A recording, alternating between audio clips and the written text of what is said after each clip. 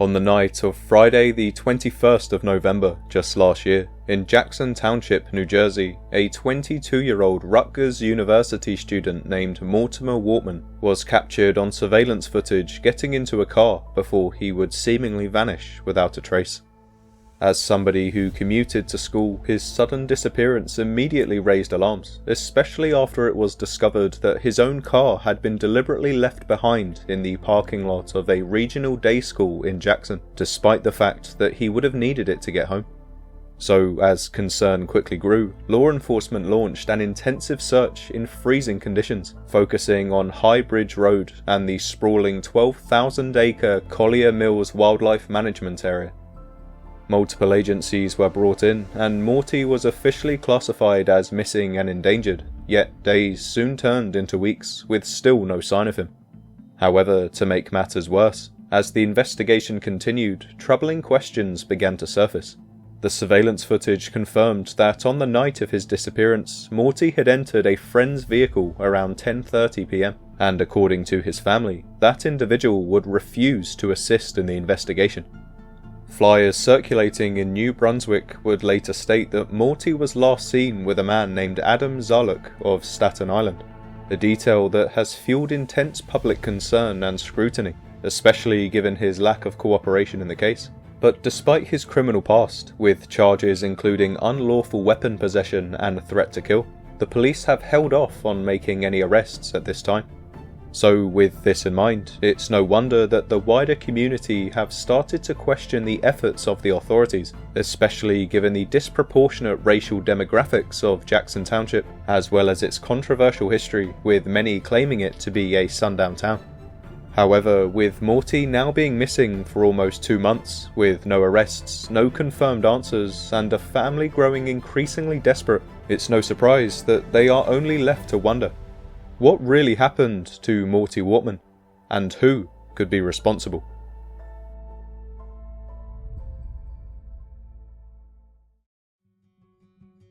Mortimer Mackay Wortman, otherwise known as Morty by his friends and family, was born in the early 2000s on the East Coast, where he was known to those around him as a quiet, thoughtful young man with a strong sense of independence. To friends and family, Morty has always been described as intelligent, reserved, and deeply focused on building a future for himself.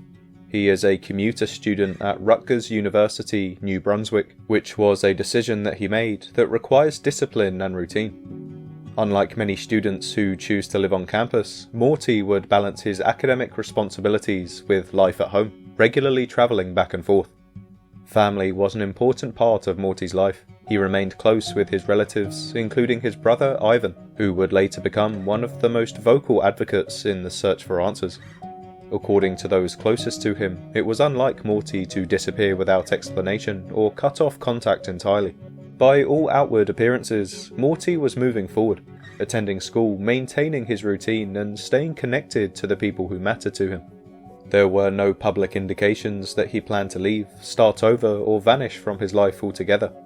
Those who knew him say Morty had plans for the future and responsibilities he took seriously. He was not someone known to act recklessly or impulsively, which only deepened the concern once it became clear that something was wrong. And then, without warning, that sense of normalcy would be abruptly shattered when Morty Wortman would suddenly vanish on that fateful day in 2025.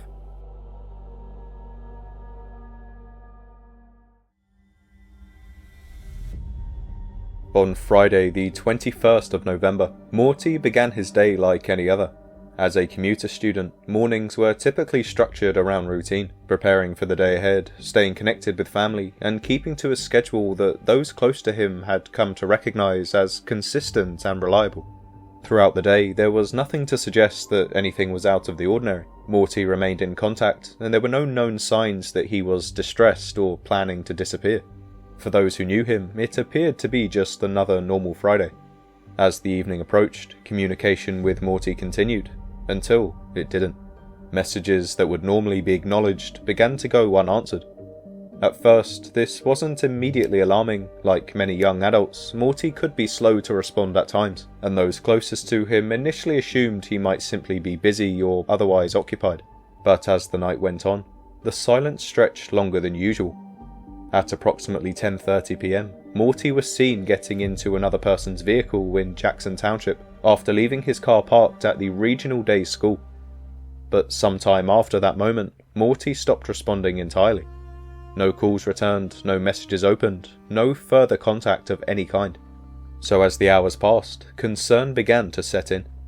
For someone as routine-oriented and dependable as Morty, complete silence was deeply out of character. By the time it became clear that he had not returned home, family members knew something was wrong. What had begun as just an ordinary day had ended with a sense of dread.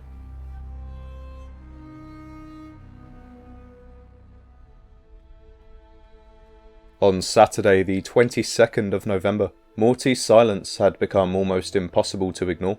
Calls were continuing to go straight to voicemail and messages remained unread, and there was absolutely no indication that he had returned home. For those closest to him, this absence of contact was deeply unsettling. At first, family members tried to rationalise the silence. Perhaps Morty had stayed out late, fallen asleep somewhere, or simply hadn't checked his phone. But as the hours stretched on, those explanations began to feel less convincing. Morty was known for his consistency, and disappearing without warning was completely out of character. So by the following day, concern had grown into alarm. Repeated attempts to reach him continued to go unanswered, and there was still no sign of him at home. It became clear that this was no longer a matter of missed messages or a dead phone battery. Something was genuinely wrong. However, given that Morty was a young man who was more than old enough to make his own life choices, his family tried to stay optimistic that his silence was nothing to worry about and that they were just being paranoid. After all, it had only been a day at this point, and once again, he was a 22-year-old college student, so this kind of behaviour was not unheard of. But in a shocking twist, with Morty still completely unreachable in the hours that followed, it would be the individual he was last seen with who would decide to contact the police himself to officially report Morty as missing. A detail that would later raise some troubling questions for his family, as they struggled to understand how their loved one could simply vanish without a trace.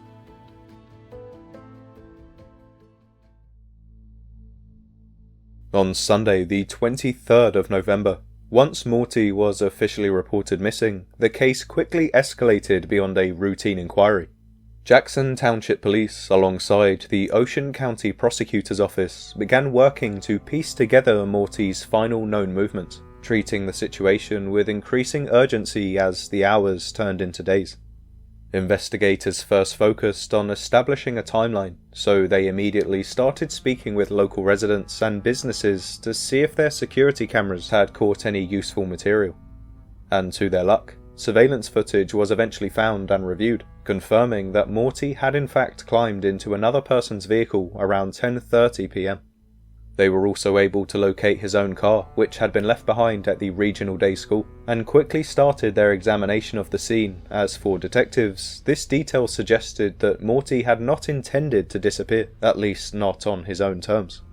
So as concern deepened, the scope of the investigation widened. Law enforcement launched an extensive search effort in and around High Bridge Road, an area bordering the Collier Mills Wildlife Management Area, a vast and heavily wooded preserve spanning more than 12,000 acres. Officers, canine units, drones, and multiple agencies worked through freezing conditions, combing through terrain where visibility was limited and answers were scarce. Throughout the search, Morty was officially classified as missing and endangered, a designation that underscored the seriousness of the case. Police coordinated with the New Jersey State Police, the Jackson Township Police Department, and the Manchester Police Department, all while continuing to review digital evidence, surveillance footage, and witness statements. Meanwhile, Morty's disappearance began to attract a growing media attention. Flyers bearing his image appeared across New Brunswick, particularly near Rutgers University, prompting unease among students and residents alike. His family, desperate for answers, spoke publicly about their concerns and urged anyone with information to come forward. However, despite the heightened visibility and relentless efforts of everyone involved, progress remained frustratingly limited. No confirmed sightings surfaced, no definitive leads materialized, and investigators were unable to determine what had happened to Morty after he entered the vehicle on the night he vanished. Then, as the search continued, police issued a statement that would send a chill through the community. The Jackson Township Police Department announced that there would be heavy law enforcement activity in the area of Toms River Road, near Collier Mills, a declaration that suggested investigators were following a development serious enough to warrant intensified presence. So it was at this point that the community started to worry that the police may uncover something in the woods, whether that be a body or some other kind of disturbing evidence, leaving Morty's family concerned to say the least. But as the days would pass, no concrete evidence was found, and as the investigation pressed forward under mounting pressure, one unsettling truth remained. Morty Wortman was still missing, and whatever happened to him had yet to come to light.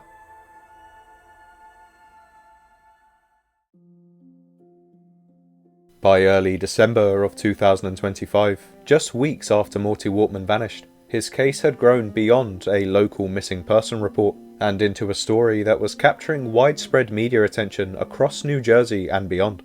Local news outlets began covering the disappearance extensively, highlighting Morty's status as a Rutgers University, New Brunswick commuter student and emphasizing the unsettling circumstances surrounding his last known movements.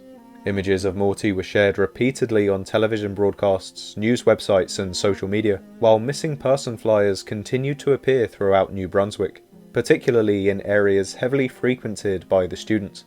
As the coverage intensified, Morty's family stepped forward publicly, speaking candidly about their fear, frustration and desperation for answers. They urged anyone who may have seen Morty on the night of November 21st, or anyone with even the smallest piece of information, to contact authorities. For them, the silence surrounding his disappearance was as agonizing as the uncertainty itself. Behind the scenes, investigators continued their work. Law enforcement reviewed surveillance footage from surrounding areas, analysed phone records, and followed up on tips coming in from the public. Detectives re-examined the timeline repeatedly, attempting to determine what happened after Morty entered the vehicle and why his car had been left behind. But despite these efforts, officials remained tight-lipped about specific findings. No arrests were announced, and no suspects were publicly named. Police reiterated that the investigation was active and ongoing, and that Morty was still considered missing and endangered. However, despite the lack of information coming from law enforcement, Morty's family were refusing to stay silent, as they had strong reasons to believe that a man named Adam Zarluk could very well be responsible, as he had a criminal record, as well as being the last person to see Morty, after it was revealed that the car captured on surveillance footage belonged to Adam. So it was at this point that they began sharing flyers with both Morty and Adam's pictures to inform the public that he could have been involved, with the intention of hopefully helping to spur on a few more leads. According to them, it was Adam who had first informed them of his disappearance, which they found suspicious, especially considering his alleged refusal to cooperate with the police. But despite their feelings, the authorities would continue to hold off on making any arrests, and as weeks turned into months, the lack of concrete answers only deepened the unease. The search areas had been extensive, and the family's pleas were unwavering, yet Morty Wortman had still not been found. And so, as the year drew closer to its end, the case remained painfully unresolved, leaving the community fearful and frustrated as they waited to find out the truth of what really happened on that cold November night.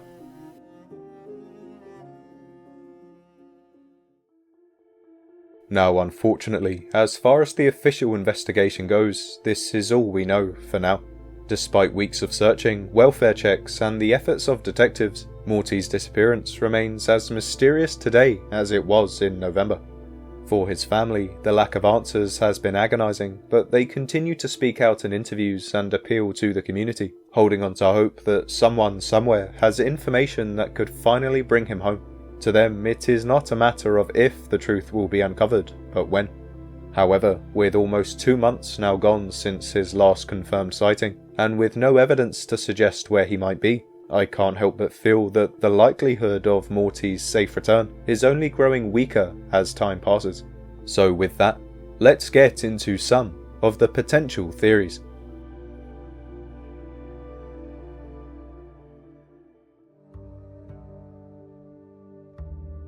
Now, as always, just before we get into the theories themselves, I feel it's important to acknowledge the immense pain and uncertainty that Morty's family have been forced to endure during this difficult period.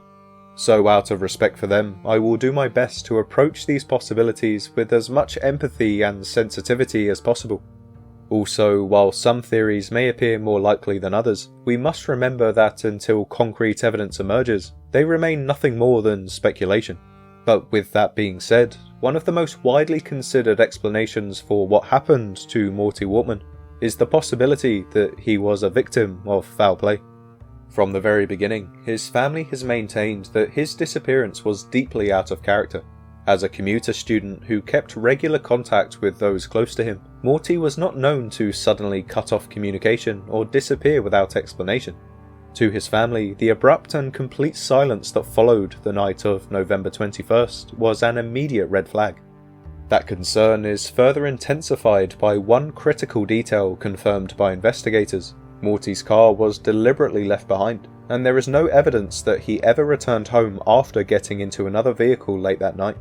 For many, this detail alone challenges the idea of a voluntary disappearance. After all, if Morty intended to go somewhere temporarily, why would he leave his car behind? And if he planned to return, what prevented him from doing so? The timeline also raises troubling questions. Surveillance footage shows Morty entering another person's vehicle around 10:30 PM, after which all communication ceased. There were no later messages, no calls, no digital activity whatsoever. A sudden and complete cut-off that suggests something may have gone wrong shortly after that moment. Family members have publicly expressed concern about the individual Morty was last seen with, stating that this person has not been helpful to the investigation. While law enforcement has not named any suspects, the fact that Morty vanished after entering someone else's car has remained a central and unsettling aspect of the case. The extensive searches of the Collier Mills Wildlife Management Area have also weighed heavily on the public's perception. The scale of the search, the involvement of multiple agencies, and Morty's classification as missing and endangered suggest that the investigators themselves believe the circumstances warrant serious concern. Yet, despite their efforts, no trace of Morty has ever been found. So, when we piece this information together, the abandoned car, the sudden loss of contact, the last known encounter, and the absence of any evidence pointing to a planned disappearance, many have begun to consider the likely possibility that foul play may be at the centre of this mystery. And while no arrests have been made and no conclusions have been drawn, one question continues to linger above all others.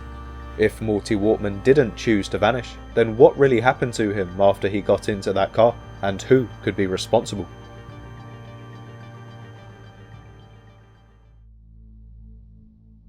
Well, one theory that has sparked intense discussion both online and within the local community centres around the individual Morty was last seen with on the night of November 21st.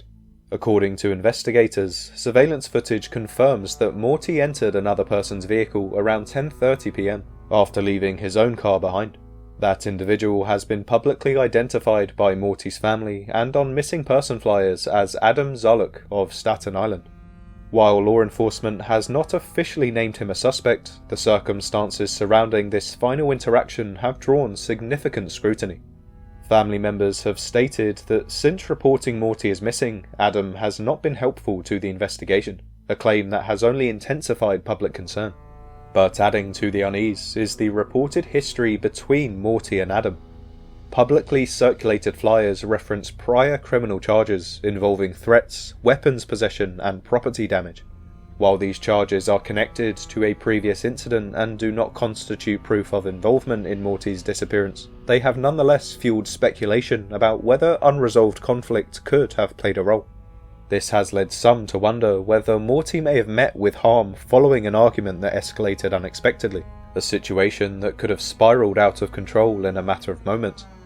Others believe Morty could have been lured into a vulnerable position, trusting someone familiar only to find himself in a situation where he couldn't escape.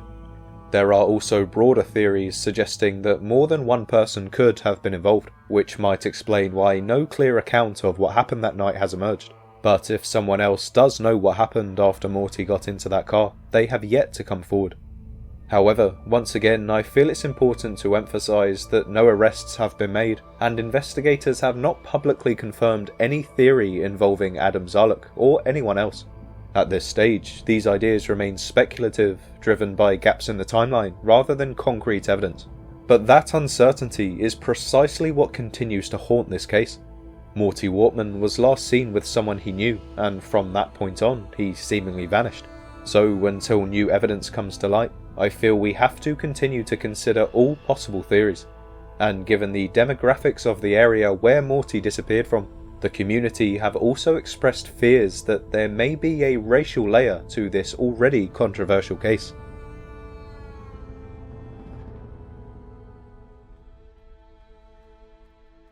Another theory that has surfaced mostly within online discussions looks beyond Morty Wortman's immediate circle and instead focuses on the location where he disappeared, Jackson Township, New Jersey, due to its controversial past as well as its imbalanced racial demographics. The town sits within a region that is largely suburban and rural, bordered by heavily wooded areas and long stretches of isolated roadways. While there is no official designation of Jackson as a Sundown Town, some have pointed to these details as reasons for discomfort, especially when cases involving people of colour take place. According to official census data, 80% of Jackson Township's population is classified as white, whereas only 4% are classed as black or African American. This means there is a huge disproportion in the racial demographics of the town, which is a very common theme with most places that are thought of as sundown towns. Now, just before I go on, it's important to remember that a racially disproportionate population does not by itself mean a town is racist, but it can raise concerns because of historical and social context rather than proof of wrongdoing. In some cases, a lack of diversity is the result of past exclusionary practices like redlining or informal intimidation, which shaped who felt welcome to live there. Homogeneous communities that are less diverse may also experience a smaller amount of day-to-day exposure to people of different races, allowing stereotypes or unconscious bias to go unchallenged, and creating unspoken social rules that make outsiders feel scrutinized or unsafe, especially after dark.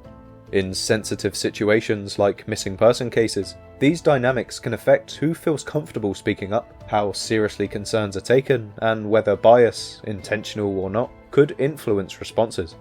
Of course, demographics alone are not evidence of racism, but they can provide context for why some communities or families may feel uneasy or question whether underlying social factors could have played a role. Now, this theory does not assert that Morty's disappearance was definitely racially motivated, nor does it claim that Jackson Township is actively operating as a sundown town today. However, supporters of this perspective argue that context matters, particularly when a young man disappears at night after being seen entering a vehicle in an area with limited visibility and a history that some feel has never been fully examined. Skeptics are quick to note that Jackson Township in the present day is not the Jackson Township of decades past, and that drawing parallels to Sundown Town practices risks muddying the waters. But for others, the concern lies in the possibility that certain areas may still feel unsafe to some after dark. But what really keeps this theory alive and well is the silence. The lack of clear answers, the absence of witnesses, and the fear that if bias or hostility played any role, perhaps even in the investigating police department, it might be difficult to uncover the truth, especially if no one is willing to speak openly. However, with no hard evidence to back up any of these claims, we have to keep in mind that although Morty's disappearance becomes more disturbing with each passing day, as of now he is still classified as a missing person, so there is still a possibility that he could return home, or that there could be a much simpler explanation for his disappearance. So with this thought in mind, if foul play wasn't involved, then what else could explain Morty's strange vanishing?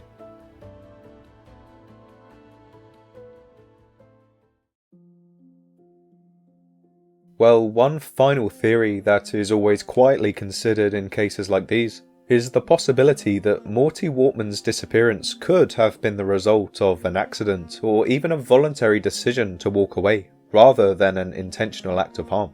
In missing person investigations, law enforcement routinely examines the chance that someone may have suffered an unfortunate accident or misadventure, particularly when the last known location involves remote or wooded terrain. In Morty's case, the proximity of Collier Mills Wildlife Management Area, a vast 12,000-acre preserve with dense woods, uneven ground and limited visibility at night, has led some to question whether an accident could have occurred. There is also the possibility, however slim, that Morty may have chosen to disappear voluntarily. Investigators are required to consider this angle, especially when dealing with adults, and in some cases, individuals do leave their lives behind for personal reasons that are not immediately apparent to those closest to them. But with that being said, several details complicate this theory nonetheless. Morty left behind his car, personal belongings, and all known forms of communication, and there has been no financial activity, digital footprint, or confirmed sightings since the night he vanished. In many cases of accidental death or misadventure, some form of trace is eventually discovered, a piece of clothing, a personal item, or surveillance footage showing a change in direction, but so far none of these have surfaced. Likewise, voluntary disappearances typically involve some degree of preparation, whether it be withdrawing money, arranging transportation, or confiding in someone beforehand. According to his family, there were no signs that Morty intended to abandon his life, his education, or his relationships. Because of this, many close to the case find the accident or voluntary disappearance theory difficult to reconcile with the available facts. However, the complete lack of evidence, I suppose you could argue, cuts both ways.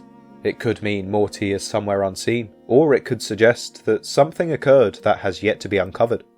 But what is for certain is that until more information comes to light, this theory remains just that, a possibility among many.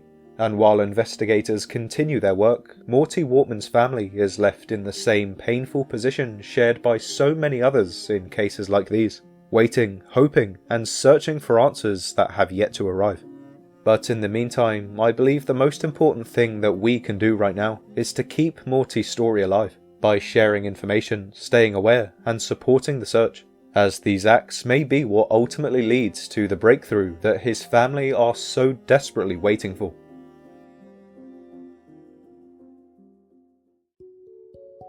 Anyway, on that note, I think I'll leave this video here.